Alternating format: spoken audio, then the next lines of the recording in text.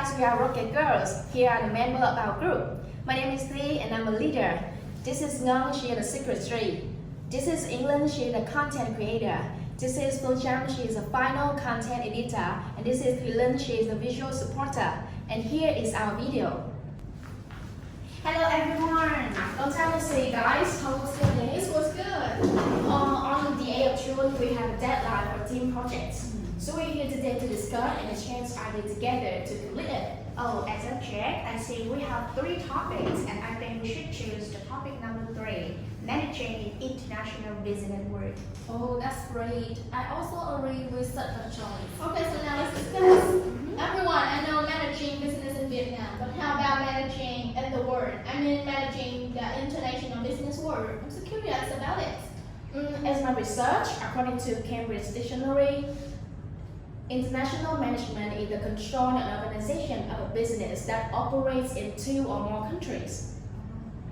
Yeah, can you give me some examples? So here are some famous managers in this field. We have Tim Cook, the CEO of Apple, or Christopher John Kaczynski. But I actually don't understand how is that important in such environment. Does anyone know? Can you share? It is very important because it's how to maximize the profit in global marketplace and also providing opportunities to expand one professional network.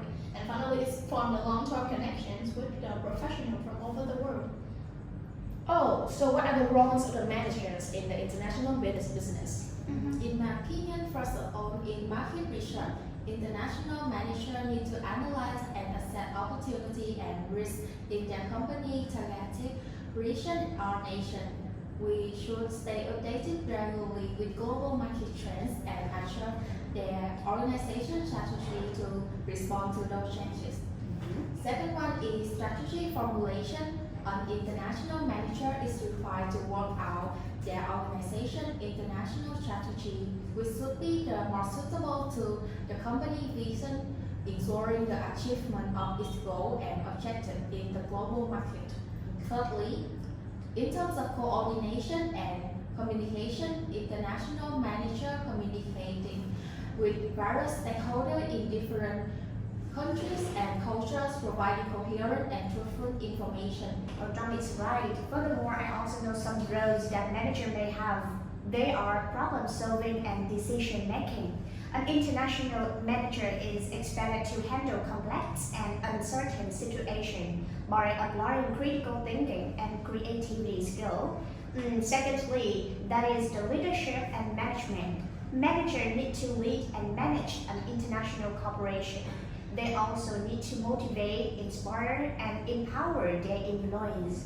But while I'm thinking about the roles, I'm also thinking about the function. Yeah. So I'm so curious. It absolutely has some certain function because to handle in such a very international environment, first and foremost we have about planning. To develop proper forecasts, articulate strategic goals, and formulate comprehensive plans for international business activities.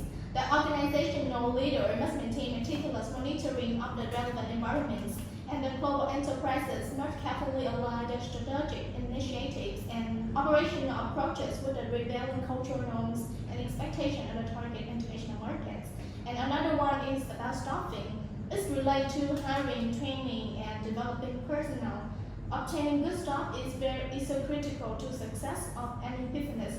Therefore, hiring, training, and development of the employees must be handled very carefully. Management must be familiar with the country national labor laws, and when recruiting, companies must determine the appropriate number of the managers and employees to hire locally and consider potential hiring of expatriate workers. I agree with you, Lynn, and I want to add more functions that I researched. Another one is organizing. The entity must implement a highly transparent and responsive communication infrastructure to facilitate the rapid escalation and resolution of problems, the exchange of novel ideas, and the airing of employee grievances across the managerial echelons. To organize international management perfectly, management needs to follow 3 stages. First one is pre-international stage. This stage involves identification and operationalization of products, export capability, It entails the integration of export management roles as well as the establishment of strategic partnership with foreign distribution and channel entities. The second one is international division state. Escalating external pressure stemming from the enforcement of destination market regulation or the imposition of trade barrier and intensifying competitive dynamics can collectively place the firm at an unfavorable cost position. The third one is global structure state. If an entity wants to evolve beyond a dedicated international business unit model, they need to satisfy the ensuing set of requirements, such as the organization view its international market presence as equally crucial to its domestic market position, or its international sales quantity with 25 to 35% of its total global revenue. Another function that managers may have is directing. Directing can be considered as the heart of the management's function. However, when giving directions to employees, managers may have to cope with challenges. First, this is the lack of knowledge about cultural differences. It will raise some challenges related to direct function for the international managers. Another problem is coping with employee attitudes and communication difficulties due to the language barriers. So how can we solve these problems? I think to solve this problem, organizations need to train managers more strictly by putting them in cross-cultural management. Oh, I forget. We just remind me about controlling. One of the functions of management is really important. Controlling means making sure the steps of the plan and the result of the work are monitored. Some typical parts of international control system include meetings, reporting, and inspections. Barriers make controlling function more complicated, include geographic dispersion and distance, language barriers, and legal restrictions.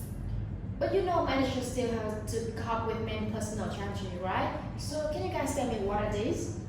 Oh, sure, they have to cope with a lot of difficulty. The first one is talent management. We should find and keep the right talent in different markets to ensure the availability of competent leaders who have an understanding of the global and local context. Oh, I think we also need to consider cultural adaptation. In such international environment, managers need to get a wide understanding of local culture to forge lasting bonds and lead teams effectively. Yes, so beside that, in terms of communication, manager may have to cope with communication challenges. Effective interaction requires the accurate interpretation and application of non-verbal communication. Another one is technology. Works is changing, so managers need to make sure they are always staying abreast of technological advancement and ensuring the implementation of appropriate technologies across global operations. Wow, surprising. But when working in such environment, managers have to suffer from high level of stress and burnt out due to the high demands of managing across multiple regions. And also it's very draining to arrange the meetings and project schedules across several time zones. So the managers should have some certain skills such as interpersonal skills, communication skill, presentation skill, and so on to overcome this. So what are the strategies?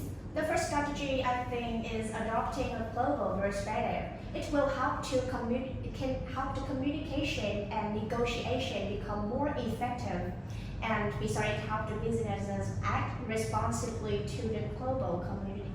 And the second strategy, I think, is essential is conduct market research because such research provides deep insight into customer needs, demands, expectations, and experience with products.